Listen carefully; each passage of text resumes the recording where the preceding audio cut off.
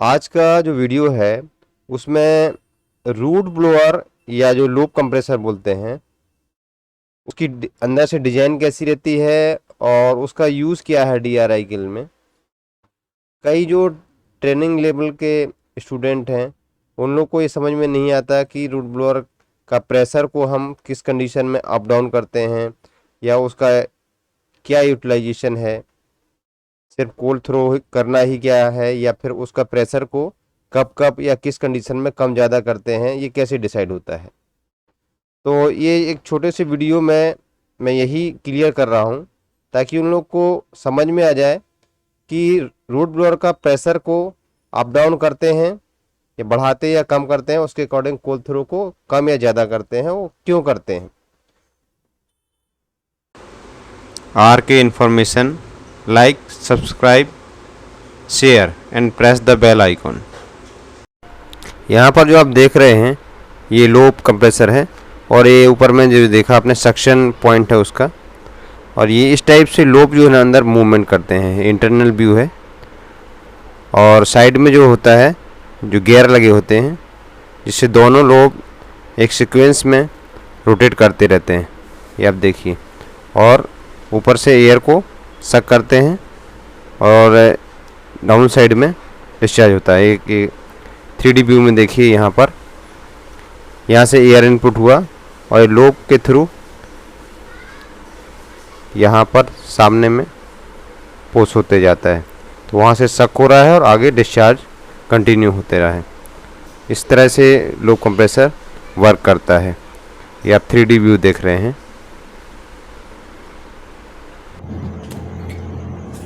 Sponge iron किल में जो कोल input होता है वो दो तरह से होता है। एक तो होता है इनलेट से जो कि फीड ट्यूब के थ्रू होता है, और आउटलेट से जो कोल थ्रो होता है वो एक पाइप यूज़ होता है जिसे कोल थ्रो पाइप बोलते हैं। ये SS का बना होता है, और RB यूज़ होता है, रूट ब्लोअर यूज़ होता है, जिसके प्रेशर के थ्रू कोल क्या है पूरा किन का लेंथ में थ्रो होता है। यदि हम इस रूट ब्लोअर का RPM यदि 900 करके रखे हैं और इसका थ्रो यहाँ 3 नंबर ट्यूब तक हो रहा है, तो क्वेश्चन ये है कि सर हम इसके प्रेशर को कब अप डाउन करते हैं। मान के चलिए यदि 900 में हमारा RB का RPM चल रहा है और हमारा प्रेशर 0.3 kg सेंटीमीटर स्क्वायर आ रहा है, तो हम इसके RPM को या RB के प्रेशर को कब अप डाउन करते हैं। जब हम किल लाइट अप करते हैं तो यदि हमने इसको 900 या 1000 में सेट किया और हमने चेक किया कि हमारा कोल थ्रो प्रॉपर यहाँ तक आ रहा है। अब जैसे कैंपेन चलते रहेगा हम क्या करते हैं, सभी जोन में नॉन मैग को चेक करते हैं। यदि हमने पाया कि ये आउटलेट जोन में नॉन मैग हमारा शॉर्ट हो रहा है या कॉल शॉर्ट हो रहा है, तो हम समझ जाएंगे कि जो हम 0.3 प्रेशर यूज़ कर रहे हैं ये ज़्यादा हो रहा है और कोयला जो है आगे थ्रो हो रहा है। तो उस कंडीशन में हम क्या करते हैं, इसके प्रेशर को कम करते हैं या RB के RPM को कम करते हैं और क्या करते हैं, कोल को बैक करते हैं। या हमने ये देखा कि आउटलेट में कोल का क्वांटिटी ज़्यादा हो रहा है, तो हम क्या करेंगे, उस कंडीशन में प्रेशर को बढ़ाएंगे। यदि 0.3 चल रहा है तो हम इसको 0.33 या 0.32 में सेट करेंगे ताकि कोल जो है आगे शिफ्ट हो और इसका डिस्ट्रीब्यूशन प्रॉपर हो जाए, यहाँ मिडिल जोन में या इनलेट में कोल शॉर्ट ना पड़े। तो यहाँ मैं यह बताना चाह रहा हूँ कि इसके प्रेशर को हम अप डाउन कब करते हैं, जब हम देखते हैं कि किसी पर्टिकुलर जोन में कोल का थ्रो बराबर नहीं है, या सपोज़ कीजिए कि यहाँ आउटलेट में एक एक्रेशन रिंग फॉर्म हो गया है। रिंग फॉर्म हो जाएगा तो क्या होगा, कोल हो सकता है यहाँ पे कुछ ऑब्स्ट्रक्शन आ जाए, तो उसको रोकने के लिए भी हम क्या करेंगे, कोल के प्रेशर को बढ़ा देंगे ताकि कोल सीधा इससे पास हो जाए और यहाँ प्रॉपर डिस्ट्रीब्यूट हो जाए। तो जो नए लड़के होते हैं उनको ये मालूम नहीं चलता कि हम या उसका इंचार्ज RB के प्रेशर को क्यों ज़्यादा कर रहा है या कम कर रहा है, ये क्या क्या कंडीशन है। तो उन्हीं का एक क्वेश्चन था। तो इसका सिर्फ वही यूज़ है रूट ब्लोअर का कि कोल को थ्रू आउट किल में प्रॉपर एक प्रोफाइल के थ्रू थ्रो करना, और यदि हमको लग रहा है किसी पर्टिकुलर जोन में कोल कम पड़ रहा है तो उसके प्रेशर को हम अप डाउन करते हैं ताकि वो डिस्ट्रीब्यूशन प्रॉपर हो और वहाँ पे जो कोल शॉर्टेज हो रहा है वो प्रॉपर हो जाए, प्रॉपर वहाँ पे अवेलेबल हो जाए। या कभी कभी क्या होता है, जैसे हमारा जो कोल थ्रो पाइप है ये टाइमली यूज़ होते होते बर्नआउट हो गया है या इसका डाया बढ़ गया है और हमारा कोल हमको समझ में आ रहा है कि कोल थोड़ा सा यहाँ पे वाइड हो रहा है और थ्रो प्रॉपर नहीं मिल रहा है, तो भी हम क्या करते हैं, प्रेशर को बढ़ा लेते हैं।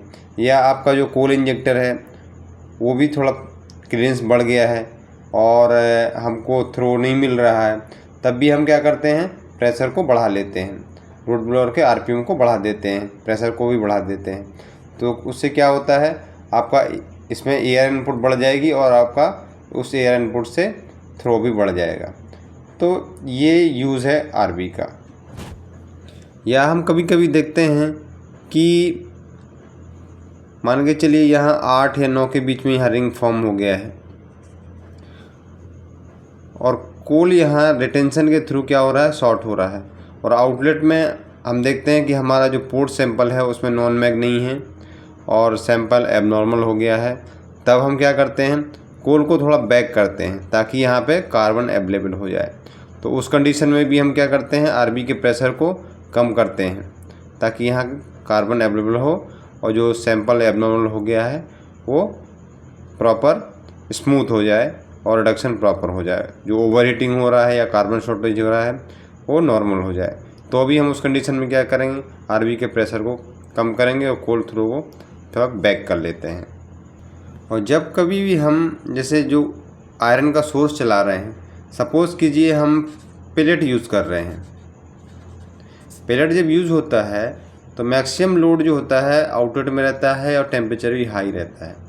तो उस कंडीशन में हम क्या है, आरबी के प्रेशर को ऐसा सेट करते हैं कि आउटलेट में हमारा कोल हमेशा अवेलेबल रहे, कार्बन शॉर्ट ना हो।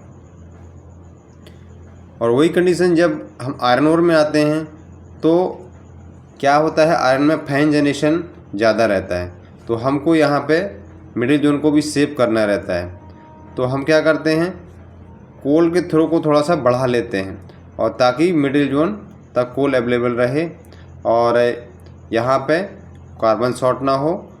अधिक क्योंकि कार्बन शॉर्ट होगा तो यहीं पे क्या हो जाएगा, फिर एग्रेशन फॉर्मेशन होने लगेगा। तो उसको रोकने के लिए भी हम क्या करेंगे, आरबी के प्रेशर को बढ़ाएंगे और यहाँ पे कोल अवेलेबल कराएंगे। तो एक जब आयरन का सोर्स चेंज होता है या डिफरेंट टाइप के आप आयरन के सोर्स यूज़ करते हैं तो उनका जैसा नेचर होता है उसके अकॉर्डिंग भी आप क्या करते हैं, आरबी के प्रेशर को बढ़ाते हैं। या पेलेट जैसे यूज़ करते हैं तो उसको बैक करते हैं। तो ये सब रीज़न है और भी रीज़न है। जब आपका इंचार्ज जब कोल थ्रो के प्रेशर को अप डाउन करता है या बढ़ाता है या कम करता है तो आप समझिए कि ऐसा क्यों किया है। आप धीरे धीरे करके सब आपको ऑब्ज़र्व हो जाएगा, ये समझ में आ जाएगा कि आखिरकार किन किन कंडीशन में हम आरबी के प्रेशर को बढ़ाते हैं, मतलब कोल थ्रो को बढ़ाते हैं, और किस किस कंडीशन में कोल थ्रो को बैक करते हैं। आर के information, like, subscribe, share and press the bell icon.